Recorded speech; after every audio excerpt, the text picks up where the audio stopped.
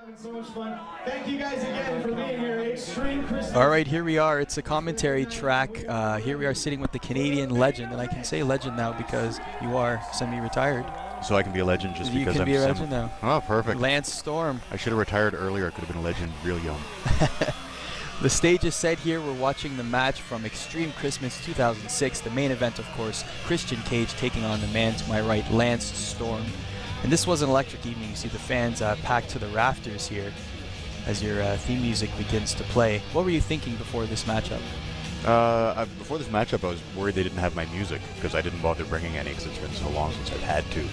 And I don't think they did, actually. I think they ended up playing something else because whenever I do other dates now, I use my old ECW music. And I don't think they had it. So I was sort of sitting back going, wonder what they're going to play. And then when I heard it, it's like, is this me? I don't know. And then out you come. And there you go. And the reaction, of course, was tremendous. I mean, really, as a Canadian wrestler, of course, you being from Calgary, and here we are in Mississauga, do you feel that as a Canadian wrestler in any Canadian city coming out, it's like a hometown response?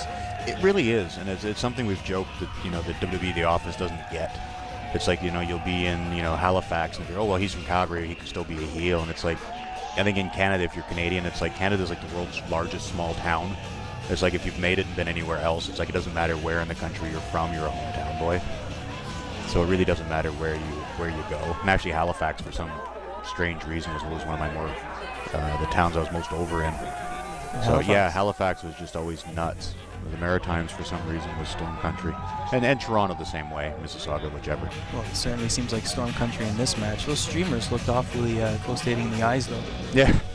Yeah, I'm assuming they probably picked that up from the Ring of Honor show that I did, I guess, a year previous to this. Right, in Chicago, it was like crazy with the streamers, and then they had them here too, which is always cool. And then there's this idiot coming out, so. Yeah, we don't know who this is. Yeah, we're not sure who this guy is. I've carried him before. Of course, you're no stranger to Christian Cage. You've been up and down the roads and matches with this particular gentleman. Yeah, I actually quit the business once because I lost a match to him. Is that so? Yeah, in Winnipeg. It was the first time I'd met him.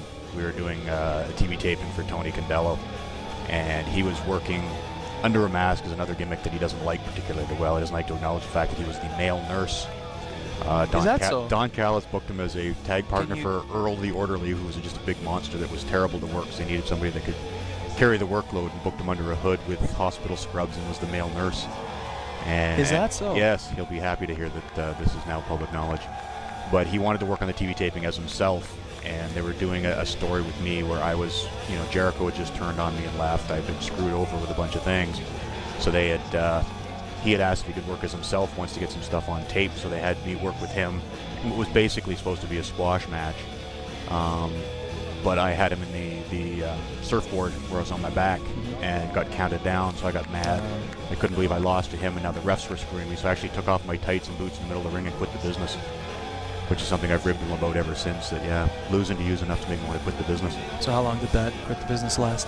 The rest of the TV taping, I think I refed as part of the next week, and then the show never aired, and we never did anything with it, and that was the end of it. But so did the male nurse ever get any exposure other than those TV tapings?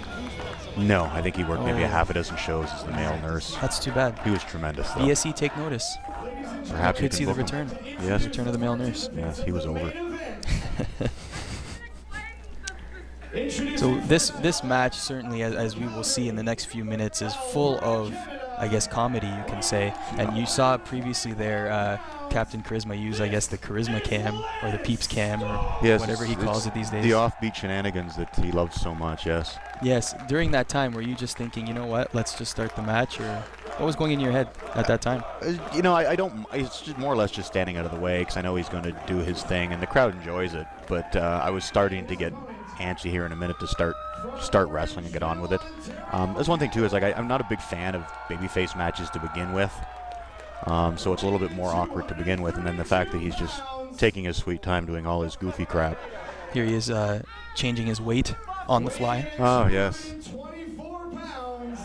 Was he raising it or lowering it? He was lowering it. Lowering it. He wasn't feeling as fat that day, I guess, so he had to drop a couple pounds. Well, you had mentioned in your commentary about this match that you call him the natural ham. He likes to naturally just play to the crowd, as you mentioned. So yeah, he's just a are goofball nuts. So. Well, you're going to see here in a second now he's going to fold his clothes. Yes, I was was really starting to. It's like, let's get on with this, please. This is a first in BSE certainly, as you'll see in a second. Christian Cage here begins to fold his clothing. Yes, fold his pants. But I mean, much to his credit, the crowd was certainly into this. It was as if it was a riveting matchup. The crowd was watching his every move. The sad thing is the folding of the pants and jacket may have gotten the biggest pop of the night. At least he's folding them nice and small. It's important to fold your pants into a 4-inch cube. Yes, yes, in a nice, neat package. Yes, he must want to bring out a hanger and hang them up. He's going to fold them into a cube. Only one piece of luggage, right? Yes. It's got to fit in his carry-on. They're so strict now with the airlines. So you've, as we mentioned, you've had a long history with Christian Cage, and I remember reading in one of your commentaries that you have said that your record with him is rather lopsided in his favor. Do you have any idea or any ballpark on what the record is? I have no idea, but I would guess I probably maybe beaten him twice. And again, there was the early one that was the the screw job finish with the ref that I put him over, and then in WWE the first half a dozen times in the Invasion, again he went over. I remember the first time actually. I'm not sure the exact match, but it was in WWE that we had a match that I was going over, and he was actually jokingly refusing to do it. Like, no way, I've never lost to him. It's just not believable. Is that what he said? Yeah, I told him, look, if I don't get a win soon, I am going to quit the business. So he finally gave in. I think I probably beat him once or twice when I had the IC title before I had dropped it to Edge. We probably worked a couple times on the road. Although there was the whole run that I did with Edge for the IC title on the road, he was jokingly that he just did run-ins. And he would joke, he'd show up in his regular clothes and his flip-flops and stuff because it was the summer. And he would just change his shoes so he could run better, and he'd run in, miss me, spear Adam, and then I'd cover Adam for the finish, and it was like all he did. And he would just sort of joke that he didn't have to change, put on his gear, bring his gear, anything else. He was just on vacation pay and was getting paid as much as we were. All he had to do was change his shoes so he can run. Run and spear, yeah. You saw there that the crowd was chanting in favor, of course, of the folding, a holy blank chant. Yes. For a fold. That could be the first documented one in professional wrestling. I think the fold your jacket chant was the first one in wrestling history, and probably will be the last one ever. Here's where I foolishly think the match is actually going to begin. That we're actually circling, and I'm like, okay, we're finally going to wrestle, and then Christian decides to do something else. Oh, we've touched, so maybe the match has actually started now.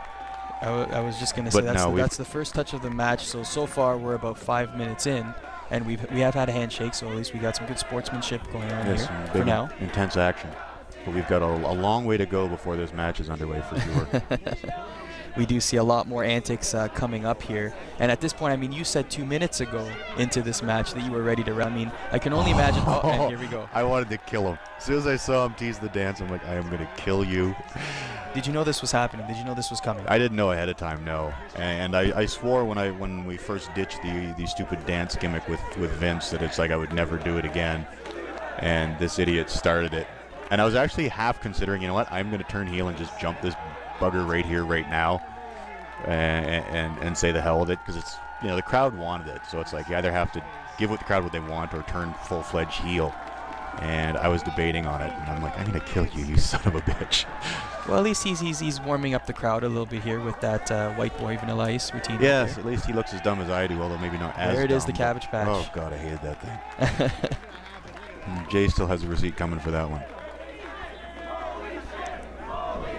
And yet again. Yes. This is probably the first documented once again. Yes, only in BSE. The robot. Not bad. I'd say maybe a 7.5 out of 10. What do you think, Lance? Yeah, I'll give him an 8. An 8? Certainly better than anything I could do as far as the robot goes. And he's still not done. That's the fun thing about shows like this, though, when it's not, you're not on TV. It's like you don't have that stopwatch running.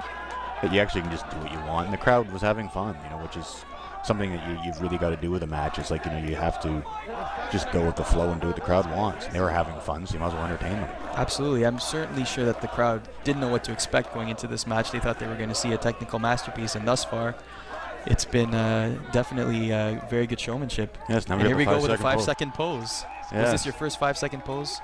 We actually did promo photos when we were the Un-Americans. And before they do promo photos in New York, they always take a few with a Polaroid just to double check and make sure the lighting's right. So I've got an actual large photo of him and I doing it in WWE just as a goof. So we've done it before. I think the first we did it on a show. Maybe not though, because we did some goofy house shows when we were up there. I actually wore, when he was wearing the mesh shirt, Yes. I actually did a house show where I borrowed his red mesh shirt and he wore the black mesh shirt. We did a house show where I wrestled in the red mesh shirt. No kidding. Yes. We had a lot of fun stuff on house shows, which again is the whole point of live events is you get to go and just do what you want. We still got Spinneroonies coming yet. Oh, goodness. And there begins. Thus begins the Spinneroonie Odyssey. The Peeperoonie. The Peeperoonie, although he had forgot how he did it. He's like, how did I do that before with Book? Because it was funny when he did the one with, I think it was with Book or was it with Cena? I don't remember which. But he had done the Screwball-a-Rooney. No, he teasing. So did you know this was coming? We didn't know any of this was coming. No, this was all in the ring. This was all just him doing what he does best, acting like an idiot.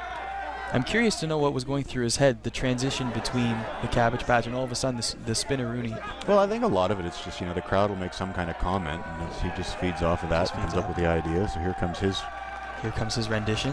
The Peeperoonie. And 2 out of 10 at best. Yeah, 2 out of 10. 2.5 maybe, because, Yes, he gets style points, but absolutely nothing for technical merit. No. But as I recall in this match, though, as we're going to see in a second here, yours is actually quite, I would say, quite first ever technical. Stormaroonie. Yes. And as I recall reading in your commentary, you had actually practiced these in your gym with your students the week before. Yes, you read a lot. That was the funny thing. I try to research. Yeah, it was like, the last day of camp, and they were just joking around and wanted to try one, so we were working on them. Wow. And so I had done, a half a dozen 2 or 3 days previous. So I actually managed to pull off a remotely passable one, which I think surprised everybody. Certainly. Well, really surprised Christian Cage, who then decided to do the scissors kick, which is another one of Booker T's signature maneuvers. Yes, because we both have the hair to do Booker T impressions. Yes, absolutely. Now, at this point, you must be thinking, okay, are we going to lock up now? We're at the 35-minute mark of the match. Perhaps we should tie up and start wrestling. This is turning into a Broadway. Like, the bell's going to ring. It's going to be a draw in any second. That would have been funny if they'd announced it at a 30-minute time limit. We'd be at 28 minutes, haven't started yet. I think I'm actually saying to him now, like, are we going to start now, please? Begging you to wrestle. Yeah, we could have karaoke'd or broke into the old Rock Austin routine where they used to sing Margaritaville. Bring in the guitar. Why not? I mean, play the guitar, Lance? Yeah, no, I have no musical skills whatsoever. Well, now we're wrestling at least. There you are. So the lockup was 8 minutes into bell time. There you go. And here we go. And now, Christian, it seems. Oh, there's a kick. So this is one of the funny things, too. When we first got to the arena, too, we're sitting back. It's like, this is really weird in that we're both Canadians, so we're both going to probably be baby faces, but both of us are so much better at being heels. It's like, the majority of our career we were both heels. It's our best forte, yet we're both going to be cast as baby faces in this match, which just made it really weird. I mean, to be honest with you, you could have done anything in this match, and really the crowd would probably have supported you. Yeah, but it's just a weird feeling, when you're so used to doing one thing and you have to do another, and the other guy is in the exact same boat. Yeah. And this would have been my, first match in about 10 months, I think. This was December, and the match previous to this one would have been in May, I think. Was it the end of May? No, it would have been April. It was, I believe it was April. The Ring of Honor was April. Ring of Honor was in April, that's correct. Yeah. But you certainly look like you're still in game shape at this point, so. Well, I try to keep myself in shape. How early before a match that you take do you begin training? These days, I mean. Well, yeah, I take so few, Generally speaking, as soon as I know I've got a booking, I start increasing my training.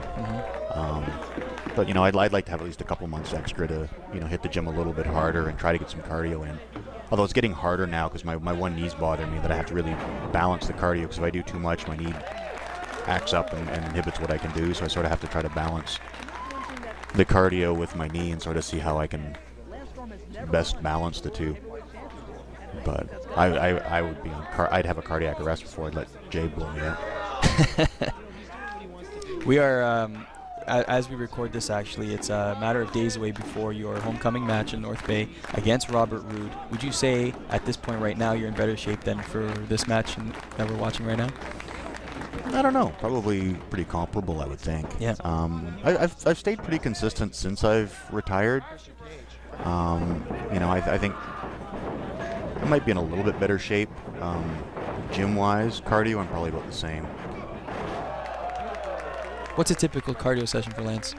I usually don't do more than 20 or 30 minutes on an elliptical trainer. I can't do anything with impact. Right, because of the knee. Yeah, and I've never been a crazy cardio guy. I stay active enough. And the fact that I just finished a session with students, it's like I've been wrestling, 1 or 2 matches a day in class against students, which is certainly a lot less taxing than having a match with a top-end guy, but, it keeps me fluid and keeps my timing down. You see Christian roll to the outside there. At this point, he's probably thinking, well, maybe I should take this a little bit more seriously because this guy's still for real. Yeah, I think he was hoping I'd be out of shape and easy, and he's like, crap. He's still better than me. He's always been better than me. Here we are, the standard test of strength. Well, it looks like Christian Cage might have the slight advantage right here. Yes, it's the leverage of those long, skinny arms. A beautiful bridge. Not bad for a guy with lumbar issues. Right back up by Lance. Oh, there you go. Nice. My Owen Hart spot. There it is. Absolutely. Shades of Owen Hart. The late and the great. No one ever gets a good photo of that. I'll see a million action shots and they never have, me either upside down or in the air. It's always after the fact. It's either too late or too early. Every time I see photos of it, they never get good stills for it. No idea why. Well, for those that will be watching this on Saturday and taking pictures, make sure that you get Lance upside down. Yes, assuming I do that this Saturday. Assuming you do that. If that occurs, yes. If we are so lucky, then. Yes, one of my few babyface moves I pull out whenever I have to be a babyface. So you were mentioning funny things that have happened, like the wearing the chain shirts. What other stories can you think about pertaining to Christian Cage that have happened over the years? Oh, just anything involving him is always an amusing time. I think the mesh shirts was one of the funniest. Yeah. I mean, I know we've been razzing him a lot here, but certainly do have some really good memories with him inside and outside the ring. That and just remembering how stiff he is. his punch every once in a while. We did a show in Australia. It was against Ray and Kidman, and it was the first time. It would have been the first time either Ray or Kidman, I don't remember which, worked with him. And we had joked about how stiff he is. And there was one point where I was in with whoever it was, and I tagged Christian in, and he stepped in and threw a punch and hit him. I could hear it just as he clubbed him with it, and I just went sorry and got out of the ring.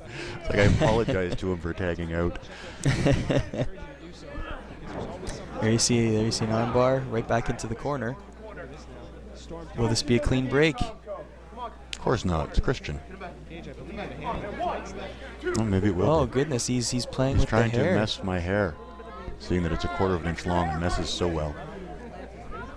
I think you actually referenced. There you go. You Yes. referenced the fact that he was either messing up or pulling the hair. Yes, I hate when my hair gets messy. Yeah, Remember one time Jericho, when he did the first J Cup in Japan, there was photos of him. He wrestled 4 matches in one night, and his hair was just all over the place in the photos, and I was making fun of him. He's like, I dare you to wrestle 4 matches and your hair still look good. And he stopped and looked at me and says, hell, he says, I guess you could, couldn't you? I'm like, yep.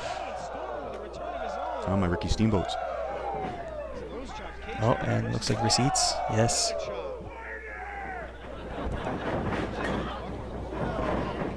How are you feeling into this match? I mean, you did mention this was 6 to 7 months since your last match, so at this point you're still feeling good? Oh, yeah. Yeah. I felt fine up until he broke my throat. Yeah, I was going to mention that. We'll get to that in a minute. Occurs. Yeah. That's one thing, too. Turning point. That's a bit easier, especially since I've been retired, is when you're a babyface, your cardio doesn't have to be as good as when you're a heel. So it's, it's easier on me. I don't have to be quite as good a shape being a babyface as I do as a heel. There's a ref in the way, of course. Get your butt out of the way. Beautiful standing suplex. Yes. See, I steal stuff from a lot of different people. I stole that from Davey, stole the other from Owen, stole this from William Regal. And you can hear the crowd now chanting, "You still got it."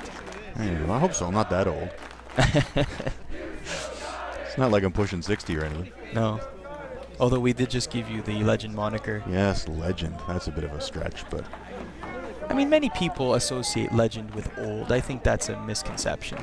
well, I think so. But I think people throw around the term legend far too easy. I think I'm a long way from legend. There's only 3 or 4 people I put legend status on. Oh, beautiful. Stole that too. That's one thing I tell everybody though. It's like there's no original moves anymore. Everyone's stealing something from somebody. It's like even if you've never seen it before, I guarantee there's some guy down in Mexico that's been doing it for a year and a half. Yeah, or in Japan, or right next door, right under your nose. Yes, someone's done it. It's But just of course, finding the stuff that hasn't been done in a while. we all know that Lance Storm invented the standing side headlock.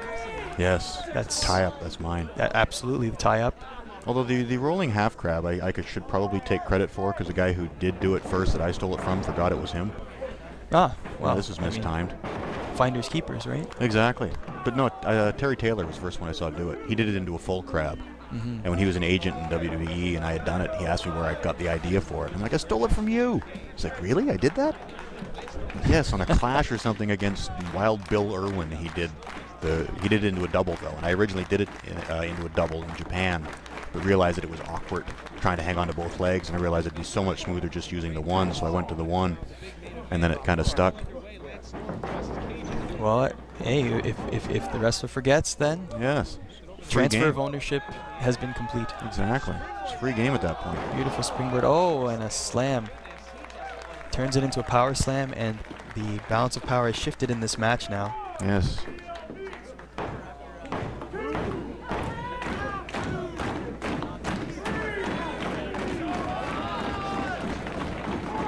The crowd is certainly into this match. Big Irish whip, back body drop. Oh no, kick to the sternum. Oh, here comes the broken throat. There it goes. Oh brother. Here comes Was again. it the first one or was it the second one? I don't know. Both were stiff. Which one did it? I have no idea. What? And you're certainly feeling it at this point.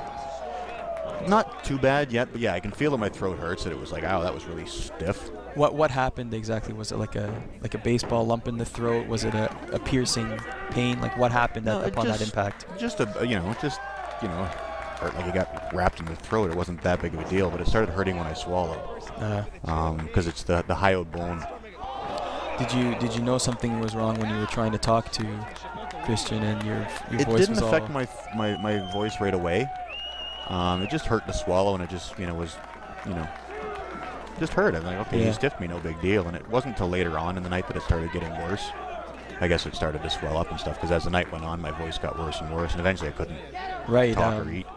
I remember you did a interview post-match, and actually speaking with you after this match, your voice was very raspy. You had actually compared it to WWE agent John Laurinaitis. Johnny Ace. Yeah. But it's funny because the bump I took to the floor, there was the stairs underneath me that I sort of half landed on the stairs and on the floor, and everybody keeps asking me, "Are you okay?" And I'm like, yeah. And it was my throat that was bothering me, not the bump. Like, you all right? You're right? I was like, yeah, I'm fine. And I'm just like,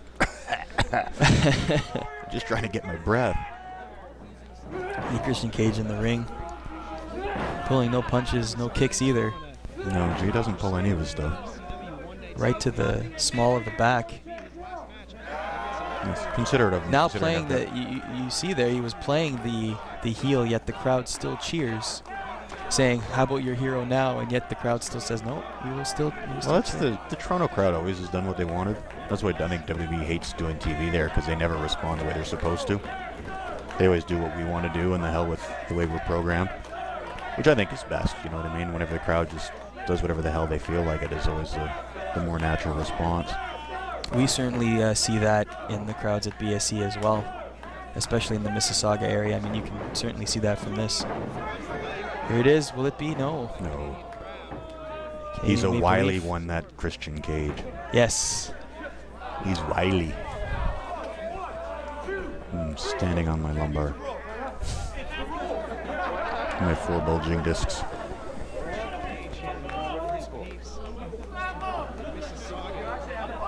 Several appearances now in BSE.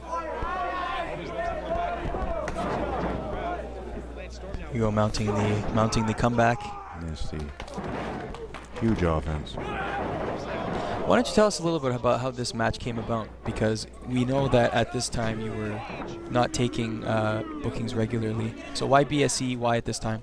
Well, it was actually through a guy by the name of Mike Patry who does the Northern Ontario shows. I talked to him before, and he was hoping to convince me to work either North Bay or Timmins at one point. And I was a little leery of doing it, but was considering it. And I said only if it was the right guy or whatever. And he had mentioned that they were doing a show in Toronto, and the possibility of wrestling Christian. And I'd already started considering the option of working a show. And then the idea of working Christian. And again, when I was first taking bookings, I don't like just taking them for anybody.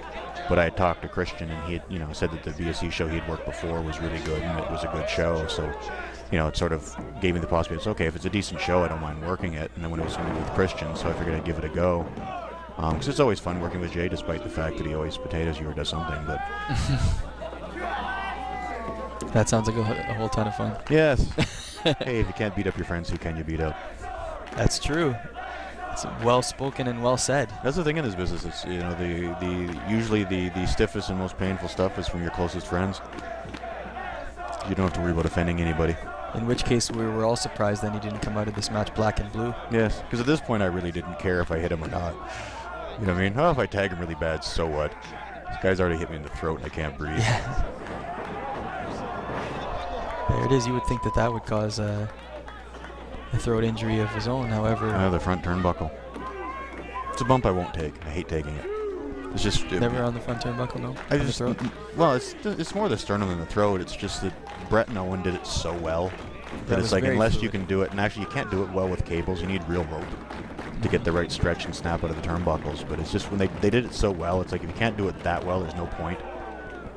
And it's like I've never had one as good as Brett or Owen did, so it's like I didn't want to do the lesser one. House of Fire. It's a term often thrown around in the wrestling industry, House of Fire. Yes.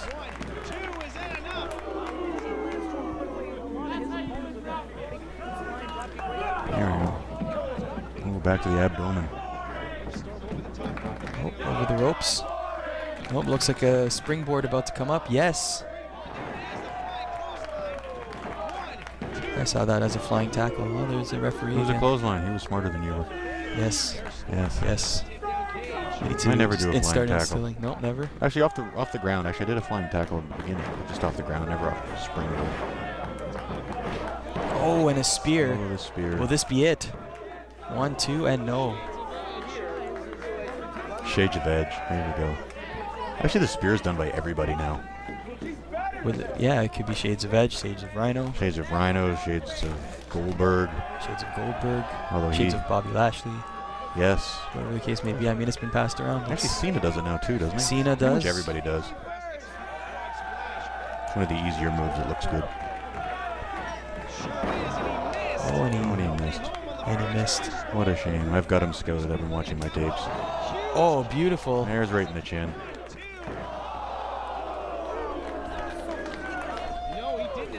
That was close, but a 2 count only. That was right on the button, though. Yes, certainly. How Christian was able to stand after that.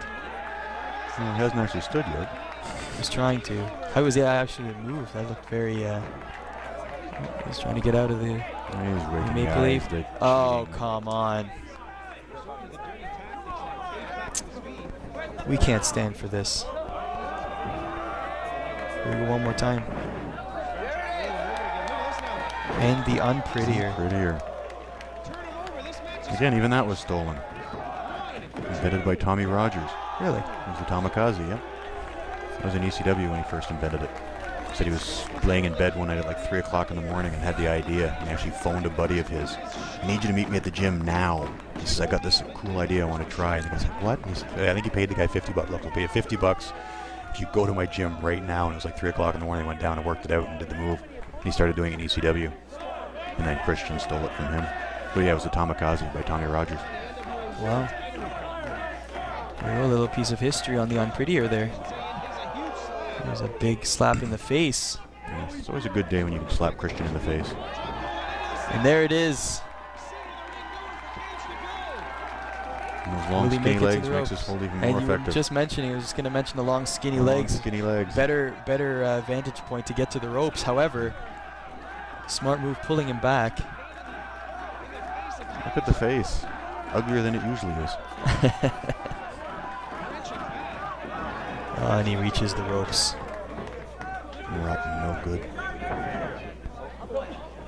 Uh-oh.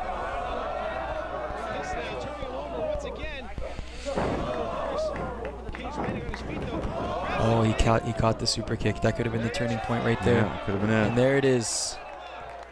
The Unprettier Tamikaze. Yes, ×2. 1-2, and he pulls out the victory. Yet again. If there's ever a case of a guy having my number, Christian's it. Maybe this is why he enjoyed this match, and he continually takes these matches. Probably why he encouraged me to work the show.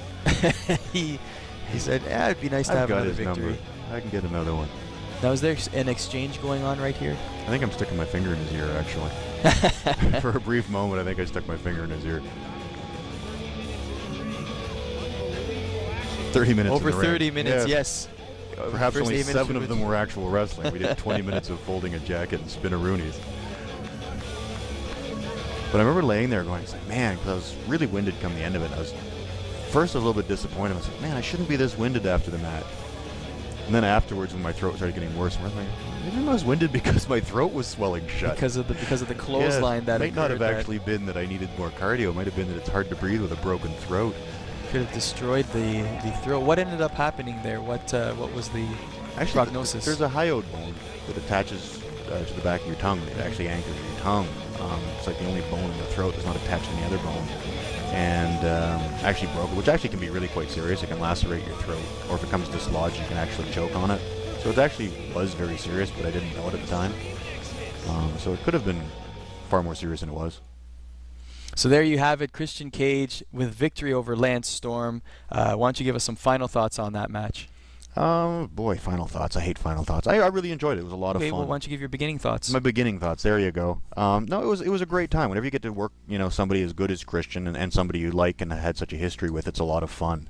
And then with the crowd too, which is why I take the occasional booking like this, because I still enjoy the process of having a match when the crowd is right there with you and can relate to them. It's a real great experience when the two guys in the ring can just go out there for the sake of doing the art and having the crowd enjoy it. There you have it. You just heard commentary from Lance Storm. It was BSE Extreme Christmas 2006. This is Art O'Cal signing off.